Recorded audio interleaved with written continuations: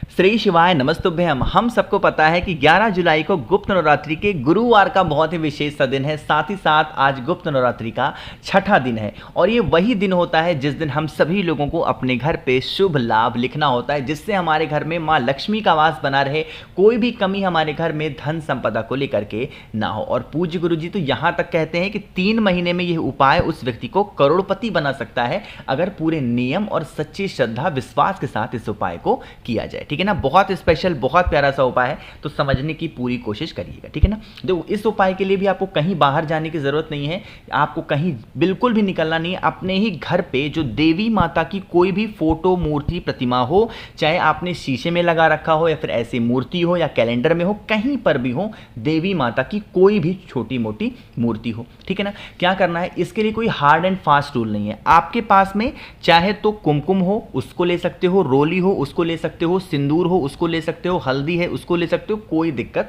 नहीं है। ठीक है ना, उन्हीं के पास में आप चाहें, आपके पास में 2 ऑप्शन है। पहला ऑप्शन बता दे रहा हूं, पहला ऑप्शन ये है कि आप चाहें तो जो देवी माता की मूर्ति है ना, उनके फोटो के पास में या फिर दीवार पे एक बिंदी आपको लगानी होगी रिद्धि के नाम की और दूसरी बिंदी लगानी होगी सिद्धि के नाम की। ठीक है ना, ये हो गया पहला।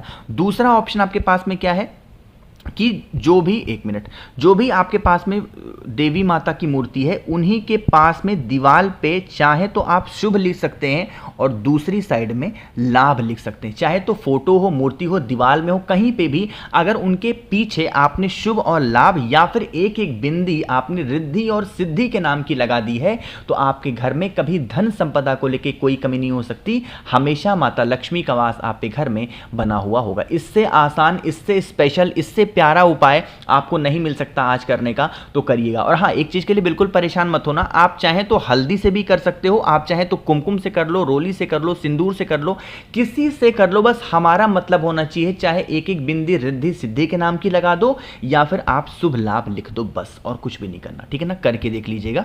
तो यहां पे हम लोगों ने बात कर ली है अपने पहले उपाय की। आगे बढ़ते हैं बस वीडियो के हम लोग अपने दूसरे उपाय की तरफ, जो कि आपको करना होगा इस लाल फूल के साथ में। आप कहोगे भैया इस लाल फूल के बेनिफिट क्या है, फायदे क्या है, सबसे पहले हम उसकी बात कर लेते हैं।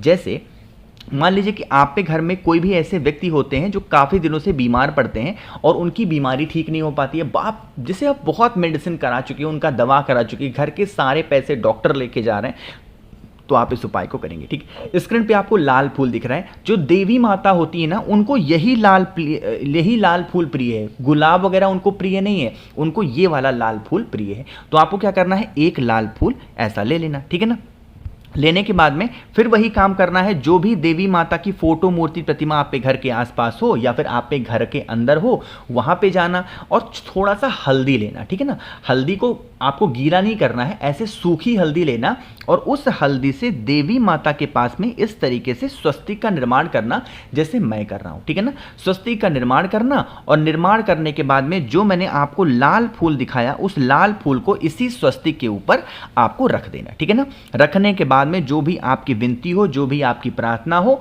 वो प्रार्थना कह लेना। उसके बाद वहां से हट जाना। पूरा रात पूरी दिन आपको ऐसे का ऐसा ही रखा रहने दो। अगले दिन आएगा, कौन सा दिन, शुक्रवार का दिन आएगा कि नहीं आएगा, तो शुक्रवार के दिन सुबह जब सो करके उठना, उठने के बाद में स्नान वगैरह करो, थोड़ा सा और हल्दी लो और जो व्यक्ति आपके घर में बीमार रहता है बरसों से, उस व्यक्ति का नाम और गोत्र बोल के इसी लाल फूल के ऊपर आपको हल्दी का थोड़ा सा छींटा मार देना है ना, छींटा मार दिया। फिर आप इस लाल फूल को उठाना और आपके घर के आसपास में जो नीम का पेड़ हो, अपनी कुल देवी का ध्यान करते हुए, अब कहोगे भैया आप कुल देवी का हमें पता ही नहीं है, तो आप अपने घर में जो बड़े बुजुर्ग हों, जो थोड़े से एजेड हों, पुराने ख्यालात के हों, उनसे मिलना, उनको पता होगा कि आपके घर के कौन है कुल देवी देवता, उन्हीं का नाम लेकर के और उस लाल फूल को नीम पेड़ के नीचे अगर आप रख देते हैं, तो उस व्यक्ति की जो बीमारियां होंगी, जो भी तकलीफें होंगी, वो सारी खत्म होंगी। आप कहोगे भैया नीम पेड़ के ही नीचे क्यों रखना है, तो मैंने जब गुप्त नवरात्रि का पहला उपाय आपको समझाया था, उसी में मैंने आपको बताया था कि 9 के 9 दिनों कोई सी भी नवरात्रि हो, देवी माता का जो वास होता है वो नीम पेड़ के नीचे ही होता है। ठीक है ना, तो आप इस उपाय को करके करके देखिएगा। बीमारी के लिए इससे स्पेशल, इससे आसान उपाय आपको नहीं मिलेगा, तो करना सभी को है, ठीक है ना। तो 2 उपाय की हमने बात यहाँ पे कर ली है। आगे बढ़ते हैं बस वीडियो के हम लोग अपने तीसरे उपाय की तरफ, और यह उपाय स्पेशली सिर्फ और सिर्फ धन संपदा के लिए है, पैसों के लिए है। अगर आप पे घर में माँ लक्ष्मी की कमी बहुत ज़्यादा है, पैसों को लेके बहुत टेंशन में रहते हो, परेशान रहते हो, तो आप इस उपाय को करिएगा, ठीक है ना। देखो भाई, समझने की कोशिश करेंगे। स्क्रीन पे आप सभी लोगों को दिख रहा होगा एक लोटा, ठीक है ना। तो आपको भी ऐसे तांबे का लोटा लेना है, उसमें जल भरना। अब क्या करोगे, अब एक छोटा सा काम कर दो, वह वीडियो को जल्दी से कर देंगे लाइक, और जिसने भी अभी तक चैनल को सब्सक्राइब नहीं किया तो जल्दी से चैनल को सब्सक्राइब कर दो, ठीक है ना। देखो, जल ले लिया, जल के अंदर आपको डालना होगा एक कमलगट्टे। क्यों? क्योंकि हम ये उपाय किसके लिए कर रहे हैं, पैसों के लिए, धन संपदा के लिए कर रहे हैं, तो कमलगट्टे का इस्तेमाल जरूर करना होगा, ठीक। कमलगट्टे ले लिए, अब उसको लेके पहुंच जाना महादेव के शिवलिंग के पास में। बहुत ध्यान से सुनने की कोशिश करिएगा इस उपाय को। पहुंच गए, पहुंचने के बाद में आपको कुछ भी नहीं चढ़ाना, मन हो चढ़ा दो, इसमें कोई रोक टोक नहीं है, बट आपको सिर्फ और सिर्फ पूरा का पूरा जल महादेव के शिवलिंग के ऊपर, कुंदकेश्वर महादेव। एक चीज का और ध्यान रखिएगा, जब भी आप पे घर में बीमारी आ जाए, जब भी आप पे घर में पैसों की कमी हो जाए, तो एक महादेव का नाम मत भूलना, और वो नाम है कुंदकेश्वर महादेव। तो ये उपाय किसके लिए कर रहे हैं, पैसों के लिए। तो कुंदकेश्वर महादेव के नाम से पूरा का पूरा जल कमलगट्टे का महादेव के शिवलिंग के ऊपर समर्पित करेंगे, ठीक है ना।